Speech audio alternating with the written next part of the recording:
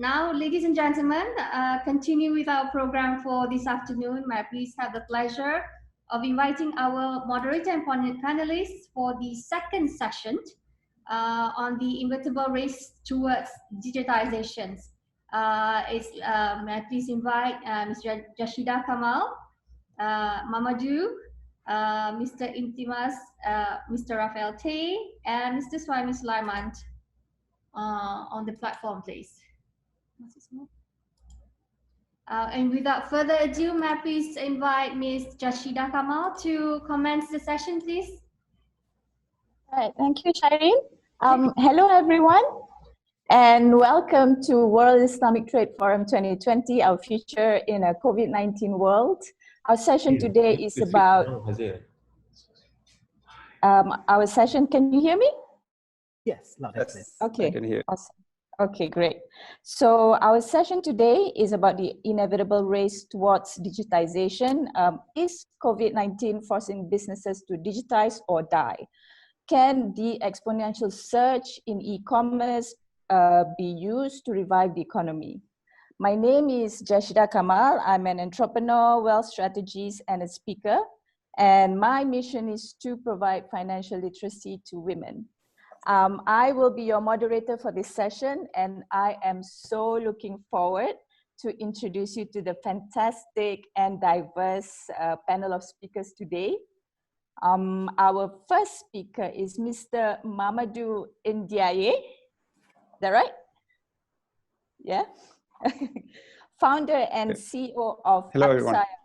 Hello, Appsaya, France. I believe you are in France today, right Absolutely. now? I'm in the nice region of Normandy. Oh, wow, that's really awesome. So by the way, Appsaya in Bahasa means my app, but I'm right, sure you know that, yeah?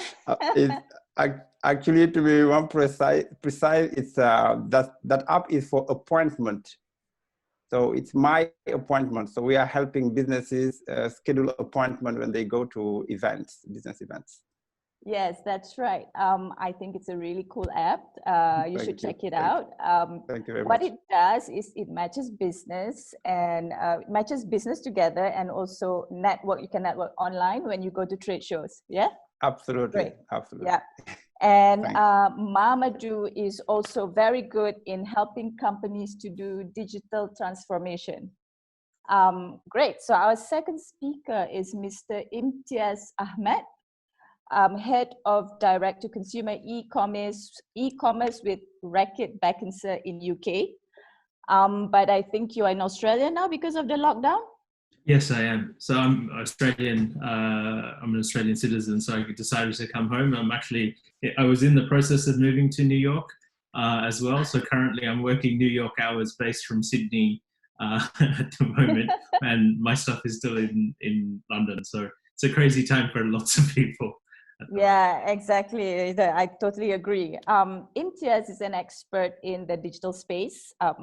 He mentored a lot of tech startups, especially in hackathons, right? That's your forte, I suppose. You can check out his blog at imteaz.com for hacks and insights on productivity and people. Our third speaker is Mr. Raphael Tay. Partner in Lee Hishamuddin, Allen and Gledhill. LHAG is a prestigious law firm in Malaysia. I believe it's also one of the oldest. Raphael has over 30 years of experience in legal, and he still looks young. Raphael has an impressive range of expertise from legal work in M&A, joint venture, corporate restructuring. He is also an educator in various institutions, and he's also an international speaker. Last but not least, we have Mr. Suhaimi Sulaiman, sorry, chairman of Bernama. Suhaimi is definitely a well-known figure in the media industry. He also has impressive experience in media and communications for 30 years as well.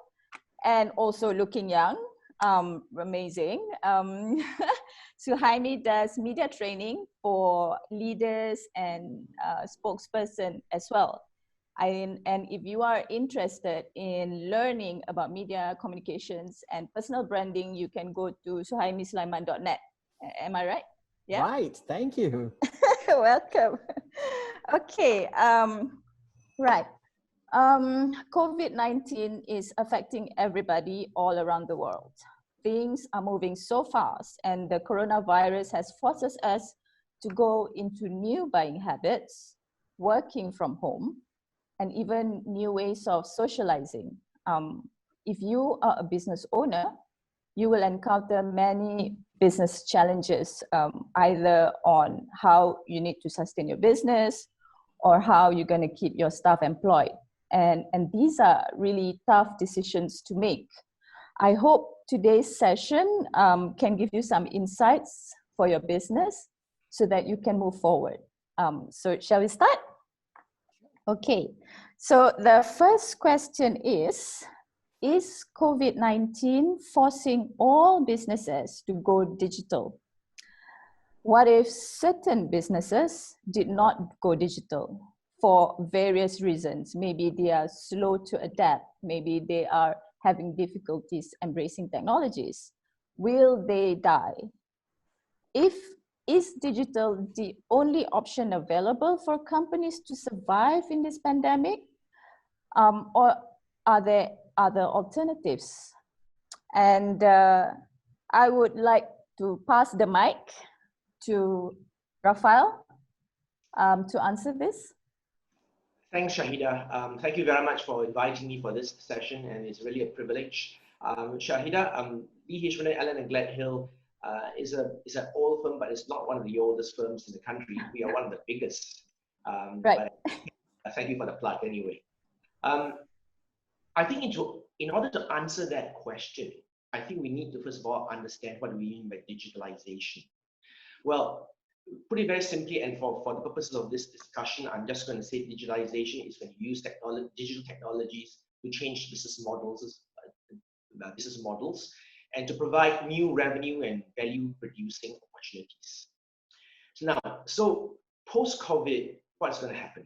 To be very frank, I don't think anybody really knows what is to be expected post-COVID. But one thing is very, very clear, that there is now a once in a lifetime or a century or a century time where new opportunities are being placed for all of us, whether it's from the Muslim world, from the Western world, from the Eastern world, from any world. This is a time that what some commentators have stated, and I like to borrow that word, is that this is not just only a great disruptor, but it is a big reset button. It's a big opportunity. Now, if you look at post-COVID now, what's happened now in the last 8 weeks? In Malaysia, we've been locked down for about 50 over days. In some other countries, a bit longer. But for sure, all of us are in some form of lockdown throughout the world. So what has happened in this 10 weeks or so? I think it's become blatantly clear that unless new forms, new norms of doing things are being adopted, this world will not be sustainable, businesses will not be sustainable, communities will not be sustainable. So I think this is a great opportunity. Whilst there is fear, there is concern, there is also great opportunity. And I want to talk about the great opportunities that are actually here. Now, must businesses adopt digitalization? I think probably in order to answer that question, I would like to talk about actually what is digitalization anyway? To me, it's a tool, it's an enabler. For what? For innovation. Because in order to survive and prosper in the post-COVID world, what is critical is innovation, innovative ideas, new ways of doing things are adopted, adapted, enhanced, accelerated, because that is very important. And technology, digitalization is only one of the tools and one part of the jigsaw puzzle. So let's be very clear that let us remember that innovation is that what is going to propel us forward. Innovation is going to keep us sane as communities throughout the world, as a business community. It is not technology per se, it is not digitalization per se. Digitization and technology is merely a tool and enabler for us to do that. Now, what is very clear now is that being the big reset button we have talked about, that is a great opportunity, there's a couple of things that I think we need to consider. We need to reimagine the new world order or the new world post-COVID-19 as we move along. But currently, there's a lot of fear, there's a lot of concern. But I think what's important as innovators, as business people, is that we take a step back, remain calm, and look forward. What is it that we need to innovate? What aspects of our businesses, of our society that we need to innovate in order to be able to move forward, in order to be able to survive and prosper in the post-COVID-19 world? I think there's some things that I would like to discuss. And one of them is the nature of work. The post-COVID world and the nature of work post-COVID world is going to be very different. Yeah, there is a narrative that talks about working from homes, and that is as if that was the only answer, the only solution. There is another narrative that says that, well, on the other hand, people were so locked down during this time that there is a mad rush to move forward, to go to the shopping malls, to dine out, to go to the office, to socialize again. I think the answer is probably somewhere in between, because Malaysia, for example, is now on a conditional movement order, which means some movement is allowed and some businesses are allowed to operate again. But I've noticed that even in my own firm and many other firms, businesses and service providers, many of them are not in a rush to go back to work. You are right, many of them have stated that it's convenient for them to work from home. But remember something, disruption, innovation, and creativity cannot happen in a vacuum. And that's my concern. Because don't misconstrue efficiency, which working from home, I can tell you, is very, very efficient. No one is ever late for any appointments. There's no excuses to be late for appointments. You can't blame on the traffic, you can't blame on the weather, you can't blame on anything. So a degree of efficiency has seeped down into this lockdown period. But what's important is for innovation to take place, there must be spontaneity, there must be collusion, there must be an environment that creates that kind of environment that fosters creativity and innovation. So I believe that in a post-COVID world, there still has to be some form of human contact whereby people come together to discuss, to brainstorm, and to consider the issues so that new solutions for the sustainability of our communities and businesses can be created. The other point that I want to make is that digital innovation per se is now critical. Why? I think for many of us, we have seen new ways of doing businesses, new business models have come about. Some people talk about winners and losers in the COVID-19 era and post-COVID-19 era. I prefer to think that some businesses, some sectors, some industries are doing incrementally better than others.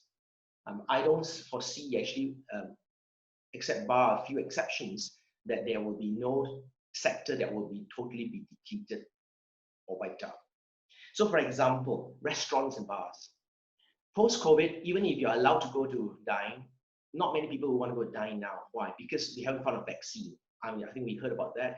Until and unless a vaccine is found, there's very likelihood that people would be prepared to put themselves at risk.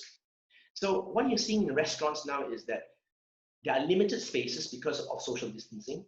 Many people don't want to go to restaurants because they feel that it is a burden paying as much as you would have paid before COVID-19, and yet not enjoying the ambience, not enjoying the people watching, not enjoying society. So I think you will see restaurants and bars trying to remodel their businesses. And one of the ways that I think they will probably want to do, and you will probably see it, is pickups, takeaways, and so forth. I have seen, for example, in the F&B industry that Some businesses have come out with new business models, i.e., for example, cooking by subscription, whereby you could purchase a box of cooking of raw materials or ingredients that you need to cook a meal. For example, you want to cook spaghetti. To cook spaghetti. So you could call up restaurants and say, look, I want to cook spaghetti for 5 tomorrow, and they'll send you all in a box, all the necessary ingredients for you to cook tomorrow. So you can see changes in business models. For example, Airbnb. Airbnb now, of course, the travel industry has collapsed. But what is Airbnb doing now? You will notice that Airbnb is now changing the host to teachers. Many of these hosts now are going online to teach their market supporters as to how to cook, how to do things, and so forth. So you see businesses evolving, changing. So these are some of the things that you will see, and I want to leave some time for the other speakers and question and for questions and answers. But just to give you the big ideas is that there is a big reset. There's a great and ample opportunity for everyone. But the point is, digitalization is only an enabler to what you want to do. Digitalization per se is not the answer. Thanks, Jashida. Just to jump in there, I think I completely agree with you, Raphael. I think the core, human needs of needing to eat, needing to socialize, needing to, be spiritual, all of these necessities that we as humans have, that's not going to change. It's just the way that we access all of these things are changing. Before we would socialize. We would socialize by going to a restaurant. Now people are having coffee together over Zoom. Like all of these things that are like, during the month of Ramadan, people used to go to the mosque to pray. Now they're accessing their mosques via Facebook Live. So all of these things, I think this is where the opportunities lie. Not just for, creating new business models, but actually solving human problems. So, how education needs to change now as well as a big industry vertical is also, not just a concern, but an opportunity for entrepreneurs to step in and really work out how do we actually educate the world whilst we don't have a vaccine ready to go. And also, to go back to your point on innovation, how do we innovate without being together in the same room with a whiteboard? For example, within my team, we used to have social events where we would, go out to have a coffee together or go out and have a meal together.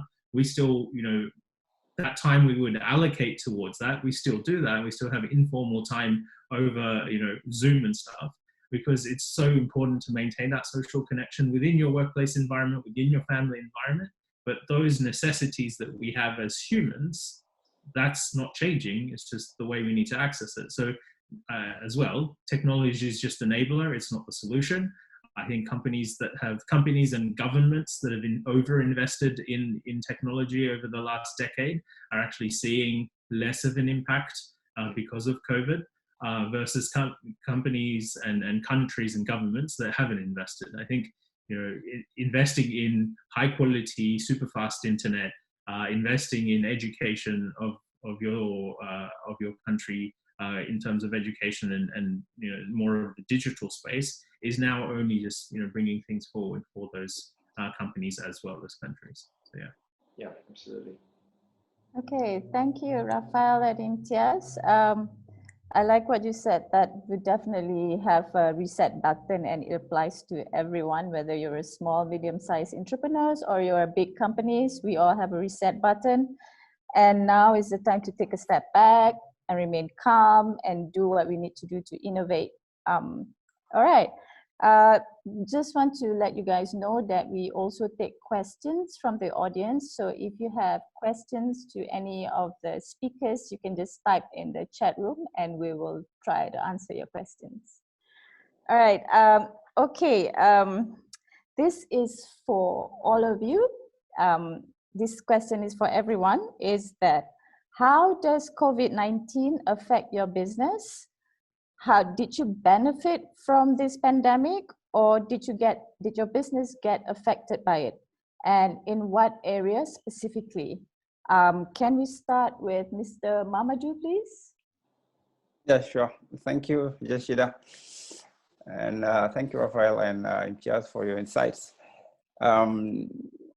So in Appsaya, in our company, we are helping the event industry, so the trade shows and conferences, to enhance human interactions. So as you know, the event industry, one of the most affected by this COVID-19. So most can, at first, yeah, you can start the year 2020 saying that, yeah, this year will be growing our revenue by this and that. And then a few weeks later, you hear that, oh, no more event and everything. But for us, we have noted three main elements to analyze a bit how this affected our company. These three elements are human, opportunity, and value. So human is start from definitely our team. So we are, as a startup, the most important element is to build a team, of warriors, of champions that will face every single chaos, every single challenge. So as a startup, we live in a chaos. So we're just trying to put some order in chaos. So COVID-19 is just one of, let's say, one of the chaos that can attack any company, any startup. What we noticed that is our team, we have found a tremendous commitment from the team. Our industry is affected, our revenue is affected, but the commitment just get higher. People work better, really, you can feel that we are all together in this, and you can feel together that we are not counting hours, even we know that some are not paid or are not paid, but the level of work, the level of commitment just get higher. So this is really important for us, and I really would like to thank my team for that. Working from home, it did not change much. We provide a digital platform. Even if our platform is online to offline, we are helping people schedule appointment to meet during physically in the event. But our teams are in Malaysia, most of the team, but we have team in Morocco, in France, and in Japan. So working from home did not change much. But definitely this COVID-19 make us way more productive. I'm really impressed. We delivered 3 products in a span of 2.5 months, and we really get more focus in understanding the needs. This gets me to the second point: is the opportunity. Living in a startup, so you definitely know what I'm talking about. It's only about opportunity, and we love crisis. Clearly. It's not easy. I'm not saying it's easy, but we love it. It means if there is a crisis, there's a lot of problems to fix. And we have seen the real impact. When a few months before, we used to go to chase clients to try to bring them. Since COVID-19 happened, many of them, they are reaching out to us. They are coming to us to find solution. So just to get some insight, how do you see the thing, or what should we do? Do you have any solution for video meeting because people cannot meet? We have canceled or postponed our meeting. We have no visibility, but we like to keep the relationship with our customers, with our exhibitors, with our participants. How can we do? So these are opportunities, and we are a digital company, so we are here to work on that. So far, it's come with opportunities, and also it's helped us to accelerate our the innovation, meaning that there are some solution that was just before an option. For example, video meeting for a conference, or video meeting for an exhibition. It was just an option, and actually nobody took it. Now it's the option just get higher. It's not an option anymore. Clearly, people will be requiring it. Even if later on, definitely we believe People will go to mass gatherings. People will be traveling to meet, like yesterday. But the option of the luxury to say, okay, I don't want to spend 5,000 euros to go to a conference in Jakarta. Maybe I'm ready to pay 2,000 to stay at home and have the meetings and have continue my human interactions. So this option, the client, the participant, the exhibitors can say to the event organizers, now we want this, and everybody will understand it. So for us, it's definitely opportunities to take. And the third one is the value. It's always about delivering value. So I definitely agree about what Raphael and Imteaz said about technology, digital, and everything. It's only about delivering value. It's delivering a solution. So a solution is not only technical, it's human, absolutely human. So the relationship you build with the people you are working with, that is where you deliver the highest value. And if you can deliver it with the lowest price, this is where you get your blue ocean. So the value gets clear. Now when someone comes to you, it means that they are suffering, they have a real pain. And the discussion is way, way faster than you go to them and you have to explain to them, you need to do this, you need to do this. So the value just gets more clear. So to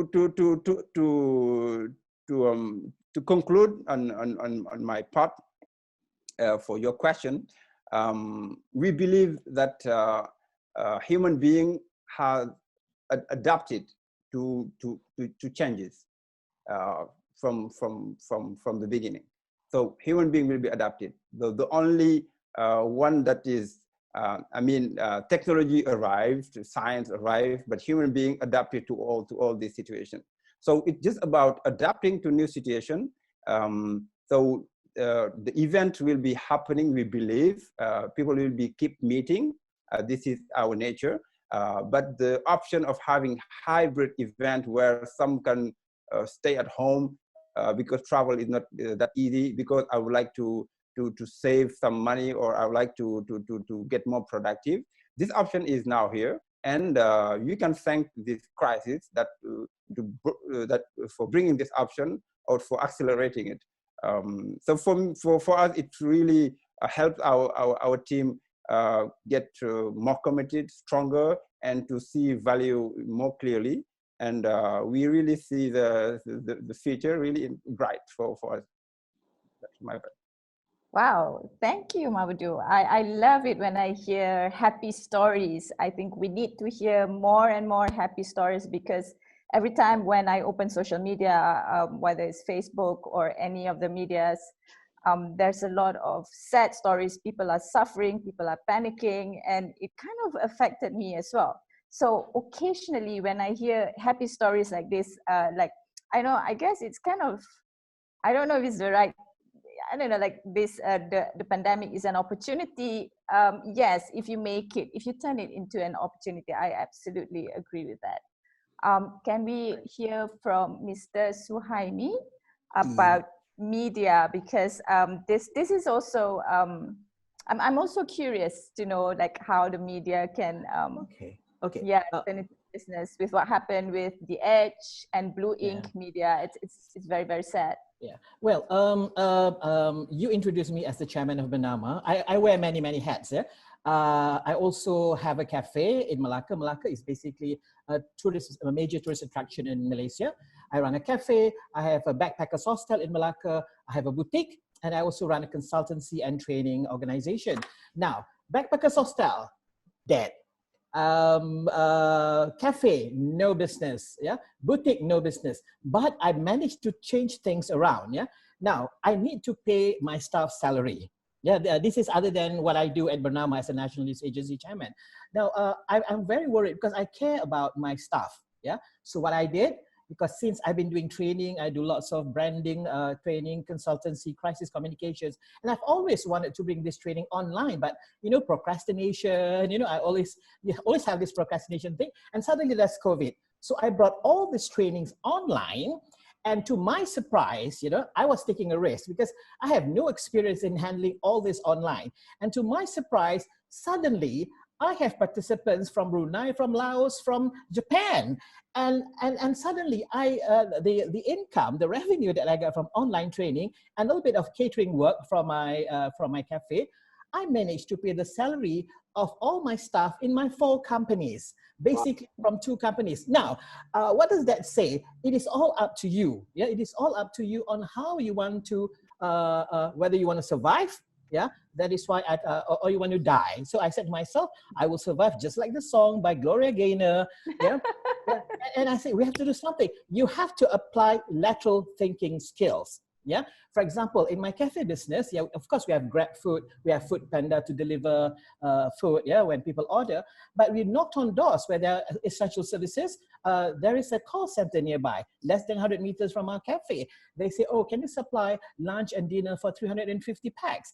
Wow, we have never done 250 packs before. We have never done catering. So we learned over 2 days. So we basically rent the stores, cook pots and pans from other catering companies, and we managed to do it. So the income from these 2 businesses managed to pay basically the salary of all my staff. So it is all up to us. But what I think is very, very important is, yes, in the catering business, you have to do it online also because you need people to know what you do. Yeah, for my training, it's definitely online. So now I've changed my training and consultancy work into, I've rebranded what we do. Basically, we are no longer a Malaysian player. We are an international, we are a global player supplying a niche content to the global market. So we want to go to Indonesia, 260 million population. We can use Bahasa Indonesia and Bahasa Malaysia. The 2 languages are similar. So this is an untapped market for us, opportunity. Yeah. And number 2, we are also looking at other opportunities. For example, we have cafe and we have backpackers hostel, so we're changing the space into exhibition space. So you can have people with, you know, if you want to sell paintings and all that, you can put that, and we do revenue sharing. Now, that's my personal business. Now, from the point of view from the media industry, in Bernama, for example, yeah, in Bernama, so we changed the way we get stories. So we have lots of user-generated content. So people are actually using technology to churn content, and we basically share content. And people do not have to go out and get the stories, and you get lots and lots of stories, and it's a lot more exciting. So number 1, you reduce cost. So you're able to manage your cost by maybe just using half of your staff. The rest will stay at home, and they churn more content than we were doing before COVID. So it is all up to us. At the end of the day, I believe that apply lateral thinking skills. Yeah, you have to be tech and also media savvy. It is not about the tools. It's more about, you know, you have to be great in messaging, storytelling, content presentation, you know, and also you must have lateral thinking skills, think differently, and also you must be clever in finding and also creating opportunities. It's all about the way you think. The tools are there, just use it. But I think the government must invest in high-speed connectivity, broadband, 5G. Come on, you know, come. We are waiting for it. So I think that's the way to go. Well, thank you, Suhaimi. Awesome. I like it when you say that we need to be clever in finding solutions. Yep. In this opportunity. I think Malaysians and a lot of people, business owners, they just, once they are calm, they're relaxed, there's so many opportunities, like how you have actually pivoted your business from the cafes and into what's the other, the online yes, training. Yes, training, yeah. Yeah, and now you're going to Indonesia. Wow, that's amazing. That's really great. Awesome. All right. Can we have Mr. Raphael Pay, please? Oh, thanks. Thank you very much, Jashida. In terms of my own businesses, my own practice, we have about 140 lawyers. Also, obviously, when the lockdown came, you know, the lawyers itself, we had about 140, and we have another similar number of staff and support staff and so forth. Prior to this, we have already been fairly digitalized in terms of being able to work from home. So even prior to this, many of our lawyers work from home or when they go home after work, they continue working rather. That was what was happening. But we found that as a result of this, one of the things that we really needed to take care of was to upskill what we already know. Zoom conferences, Zoom meetings, Teams meetings, and so forth. Whilst we have used it irregularly once in a while, it now has become mandatory. I mean, it's something that we do every day. For example, I have a team meeting with my team every day. At 12 o'clock, 12:30, I have a team meeting for anything between 30 minutes to 60 minutes. And sometimes people ask me, is there things to talk about? Well, the truth is this. When we first started, everyone was a bit awkward, didn't know what to say. You know, it's like, anything you say, no, nothing. What are you doing? No, nothing, kind of thing. So it was very awkward. But as we continued that process, press on that process, I think people became a bit more familiar as to how to engage in online meetings. And that became better and better. To the extent today that we can have online meetings with stakeholders of the ecosystem, clients and colleagues and so forth, that we not only have team meetings, but we also engage the local community. And that's one point that I want to talk about. Engagement of the local community, being part of the local community is actually very, very critical. Mamadou said something very critical, very important, and so did Suhaimi, which I totally embrace, is this. The talent we have within our organizations are the jewels in the crown. Because with technology, whilst it enhances efficiency to some extent, it's the people, the talent, the human resource that we must look after. And I found that with human beings, the more you show love, the more you show care, you in fact inspire them to perform better than what they would do otherwise. So I think post-COVID has become very important in terms of, I've learned myself as a leader that I need to look after my team. You know, it's not just work producing, but sometimes it's just, hey guys, are you coping all right? You know, is it okay at home? You know, hey, you know, your hair looks long, don't worry about it, you still look handsome, that kind of thing. And I think that's very important. And post-COVID-19 would actually accelerate and accentuate what I'm talking about, human resource being the center of this new post-COVID world. Oh, I like that. Totally agree. As a leader, I think now more than ever is to show love and care, to be very sensitive towards people in this situation. Definitely I agree with that. And what about Mr. Imteaz? So Can you have your opinion? Yeah, sure. So in terms of how business has changed, so I work in FMCG sector, so consumer goods.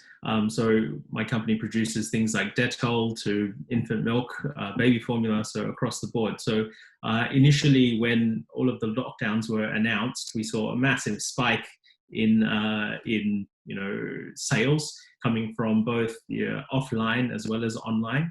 And now things have changed, definitely have changed. So online is more than doubled its run rate as it was before. But other channels have slowed down. And I think this is where we have to look at what is a change based on consumption and what is a change based on e-commerce or offline channel. So for example, toilet paper. Lots of people in Australia, for example, and in America bought lots and lots of toilet paper, but you don't necessarily go to the toilet any more than you used to pre-COVID. So that's just a shift in, that's pantry loading. And so we've seen, toilet paper as consumption goes back to normal has gone down. But Dettol, as in hand washing or hand sanitizer, people are actually using that a lot more now, and that's becoming more of a habit. So, categories like that are actually changing. So, for us as a company, based on the categories that we play in, we've had to turn on massive production on certain categories, and also think about changing the demand patterns on other categories where it was just a spike. It wasn't going to be a sustained amount of change. So in order to deal with that, we've had to significantly change up our supply chain, change up the way that we have had to work, you know, globally, because we source products and raw materials from all over the world. So that's, you know, put enormous pressure on our supply chains globally. But all of this, you know, things that used to take us 6 months to do from a process point of view, we've worked out how to do in 5 days. And it just goes to show you, like, when a crisis hits, when, you know, something goes really wrong, all of that nonsense, all of that bureaucracy, all of that, you know, stakeholder management stuff kind of can just be moved away, and you can actually get on and actually solve the problem. So I think the companies that are set up to make decisions very quickly and actually get to the results very quickly have been able to get through COVID a lot better than the ones that are massively stuck in process and stuck in bureaucracy. Okay, wow, thank you so much. Oh my God, I really enjoy this. I love listening to you guys. I actually ran a bit of time. I didn't notice. My apologies to the next speakers. Well, folks, yes, that's all the time we have today. I think 40 minutes is a bit short. Event manager. So thank you so much to all these amazing panelists, and thank you. Great. And thank you to the audience. You've been great as well. And stay safe and be happy. Thank you. Thank you. Thank you all, guys. Thanks. Bye. Have a good day. Okay, thank you to all our panelists and moderator for our interesting sessions.